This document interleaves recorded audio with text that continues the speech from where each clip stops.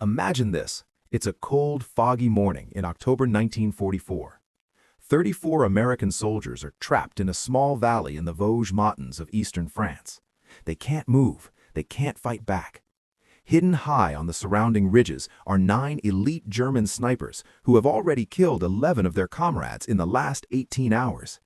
Any slight movement brings instant death. The men of Baker Company are out of options. No artillery support, no air cover. Radio contact is weak. They are completely isolated. But one man among them refuses to simply wait for death. His name is Sergeant Carl Bear Whitlock, a 32-year-old wilderness guide from the rugged mountains of Montana. For 16 long years, he had made his living tracking and hunting grizzly bears in the dangerous Rockies. He wasn't just any hunter.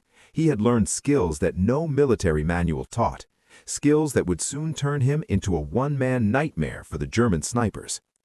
At 6:14 a.m. on October 23rd, Whitlock lay motionless behind a fallen pine tree, his eyes locked across the misty valley. 380 yards away, he watched one German sniper calmly adjusting his scope, preparing to continue the slaughter. This is the incredible true story of how a Montana bear hunter used nothing but his personal hunting rifle and decades of wilderness experience to hunt down 9 highly trained German snipers in just 6 hours, saving his entire platoon and creating counter-sniper tactics that the U.S. Army still studies today. The setup. How the trap was set. The trouble had started the previous day, October 22nd. Baker Company, part of the 36th Infantry Division, was pushing toward the German border through some of the toughest terrain in Europe.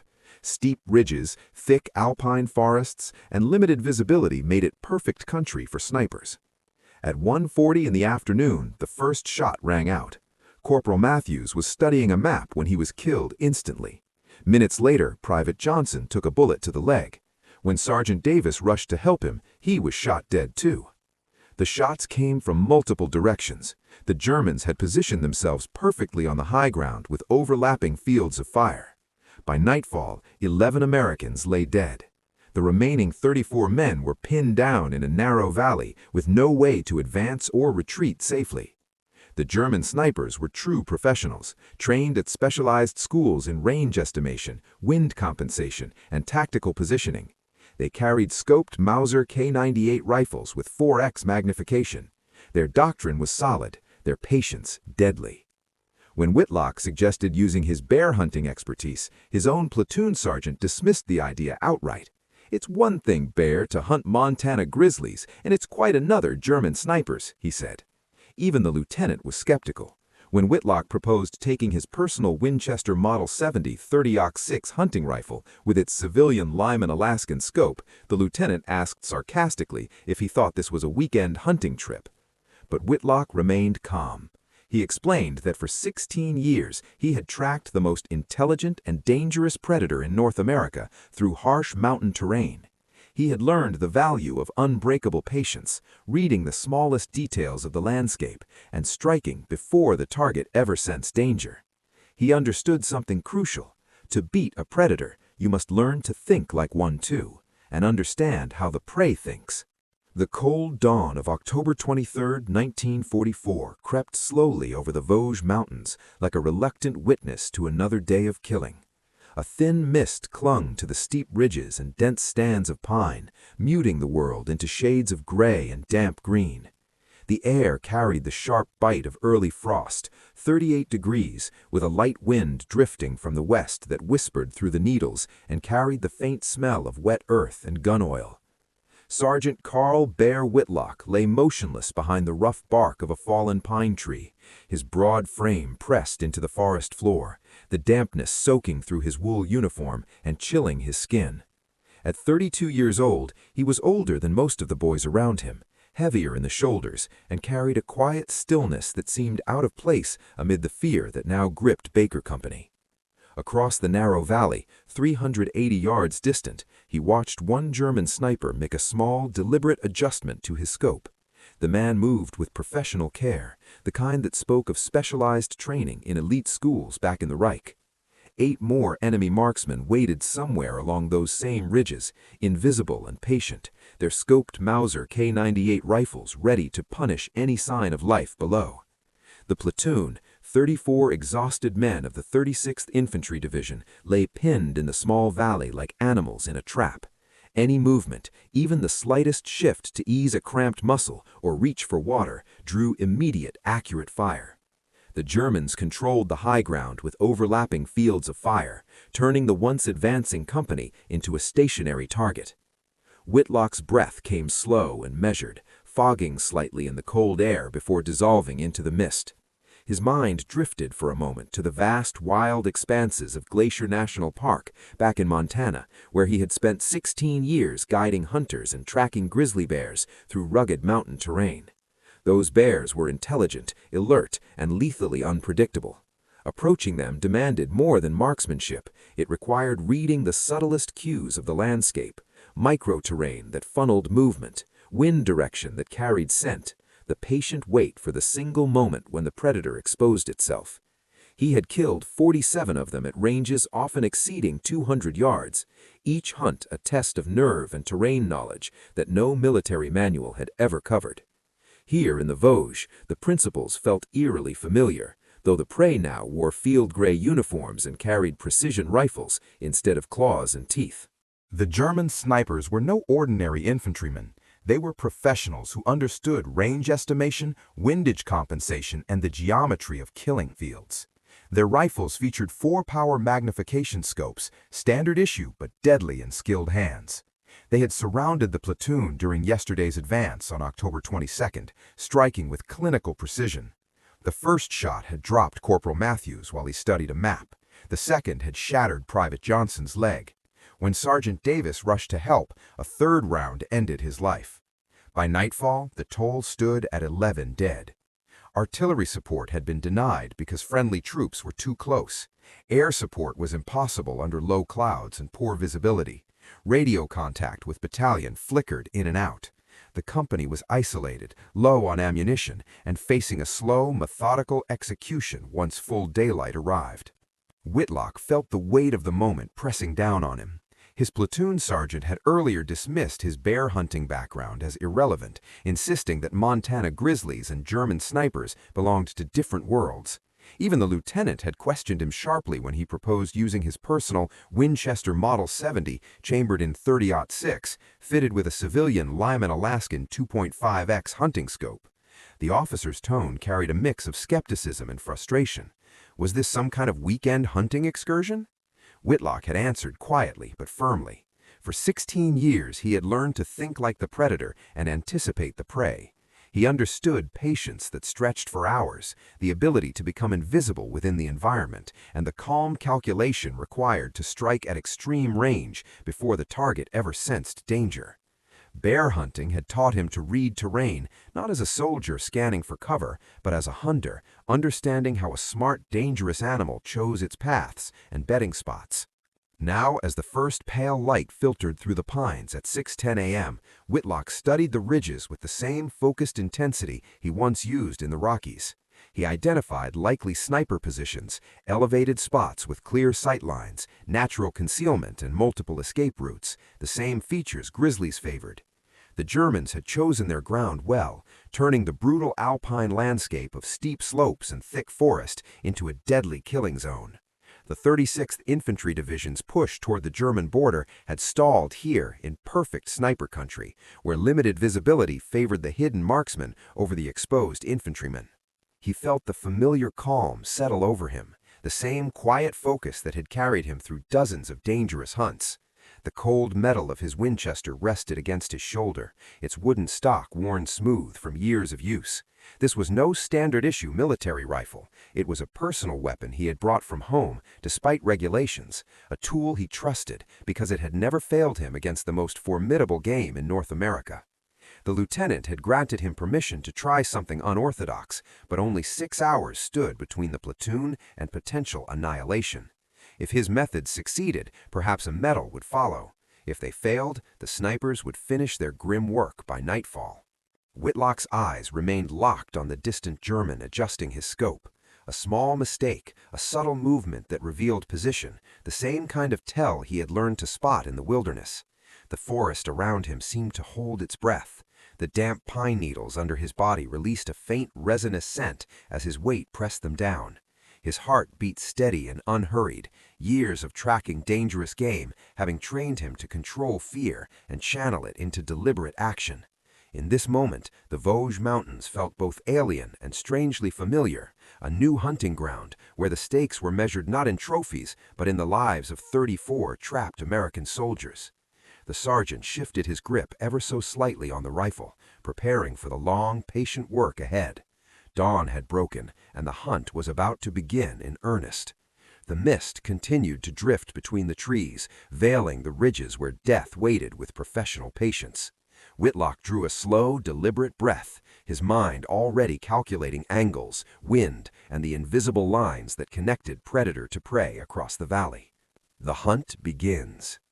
Just before dawn, Whitlock slipped out alone, carrying only his trusted Winchester 30-06, the same rifle he had used to kill 47 grizzly bears back home, at ranges often exceeding 200 yards. As first light broke at 6:10 a.m., the temperature hovered at 38 degrees with a light wind from the west. Perfect hunting weather. He had already spent hours studying the ridges, identifying the natural hide spots that smart predators prefer. High ground with good visibility, cover, and escape routes. These were exactly the positions grizzlies chose for resting or ambushing. By 6:14, he spotted the first German sniper making a tiny movement while adjusting his scope. Whitlock settled into a natural hide behind a fallen pine tree, using it both as a stable rest for his rifle and perfect concealment. He watched the German for 8 full minutes, learning his scanning pattern. Left for 30 seconds, right for 30 seconds, check flanks, repeat. At 6:22, the moment of vulnerability arrived. As the sniper looked left, Whitlock controlled his breathing, squeezed the trigger smoothly, and sent the 30-06 round flying across 380 yards. The German sniper jerked forward and collapsed. He never moved again. 1 down, 8 to go. The shot echoed through the mountains. Whitlock immediately chambered another round and froze completely still. He knew the other snipers would now be frantically searching for his position.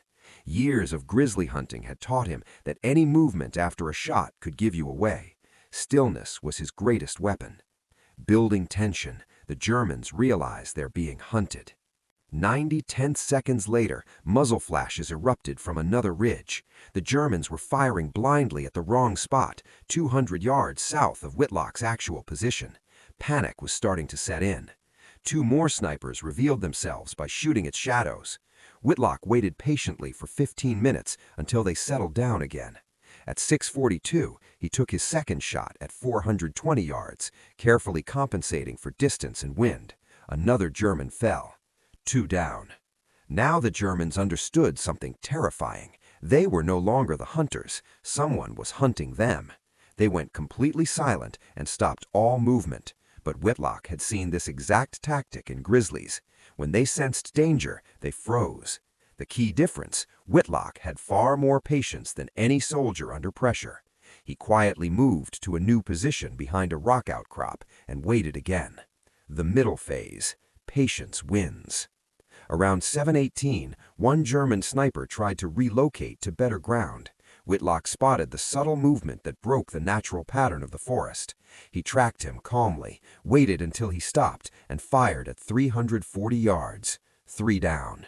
Between 7:30 and 9:20 a.m., using the same methodical approach, extreme patience, reading micro-terrain features, and predicting where a pressured predator would move next, Whitlock eliminated 3 more snipers. By 9:26, 6 were dead. Only 3 remained, the most disciplined and skilled ones who had not made a single mistake yet. The final act, high ground and the last stand. Whitlock relocated once more to gain elevation on the western ridge, now looking down on the remaining positions, a trick he had learned hunting grizzlies: get above your prey whenever possible. At 9:47, he caught the faint glint of a scope lens in a rocky outcrop, a 290-yard downhill shot. He adjusted for the angle and fired. 7 down. The last 2 Germans were exceptional. They had watched 7 comrades die and knew they faced a master of mountain hunting beyond standard military training. They stayed perfectly hidden. Whitlock waited. Hours passed. He had time. They didn't. Then, at 10:47, a small bird landed near a rock formation and immediately flew away, clearly disturbed. That tiny environmental clue revealed the final position. Whitlock studied the rocks and noticed a faint piece of camouflage netting moving slightly in the wind. At 410 yards, he aimed at where the sniper's head would logically be and took his final shot. The netting jerked violently. A rifle tumbled down the rocks. The 9th German sniper was dead. In just 6 hours, and with only 9 shots, Sergeant Carl Bear Whitlock had cleared every sniper position using pure grizzly hunting methods. The aftermath. When he returned to Baker Company at 12:29 p.m., Lieutenant Morrison was stunned. Whitlock simply reported that all 9 snipers were eliminated, and the company could now move safely. When asked how he had done it, Whitlock quietly replied, "I hunted them the same way I hunt grizzlies, using terrain reading, patience, and understanding how predators think and move." Lieutenant Morrison recommended him for the Silver Star. The citation praised his marksmanship and tactical innovation, but never mentioned grizzly bears. His methods were later shared within the division. By November 1944, other American marksmen began applying these hunting-based principles, seeing the battlefield through a predator's eyes, practicing almost superhuman patience, and thinking like the enemy. Legacy. After the war, Carl Whitlock returned home to Montana. He went back to guiding bear hunts in the Glacier National Park area and continued using the same Winchester Model 70 and Lyman scope that had saved his platoon in France. That rifle would claim dozens more grizzlies over the next 30 years. In 1972, an Army marksmanship instructor discovered the after-action reports and tracked Whitlock down. At 60 years old, he was still guiding hunters. He confirmed every detail, but humbly said any experienced bear hunter could have done the same, because grizzlies were actually harder targets than the German snipers. The Army eventually placed his famous Winchester in the Marksmanship Unit Museum at Fort Benning. Today, in U.S. Army sniper schools, the principles demonstrated by Carl Whitlock in the Vosges Mountains are still taught. How real-world hunting experience can provide tactical advantages that pure military training sometimes cannot fully replicate. Carl Bear Whitlock passed away in 1986 at the age of 74. His local obituary spoke only of his guiding business and military service. It made no mention of the 9 German snipers or how one man's bear hunting skills helped shape modern counter-sniper doctrine. That's the quiet way true battlefield innovators often fade into history. While official manuals get the credit, the real breakthroughs sometimes come from ordinary men with extraordinary wilderness skills. Men like Carl Whitlock, who proved that hunting the most dangerous predators in Montana could prepare a soldier to hunt enemy snipers in the mountains of France. Stories like Carl Whitlock's deserve to be remembered. If this one touched you, smash that like button and subscribe to WW2 Impact right now. Turn on notifications so you don't miss the next forgotten hero story from World War II. These men gave everything. The least we can do is keep their memory alive. Thank you for watching. This is WW2 Impact.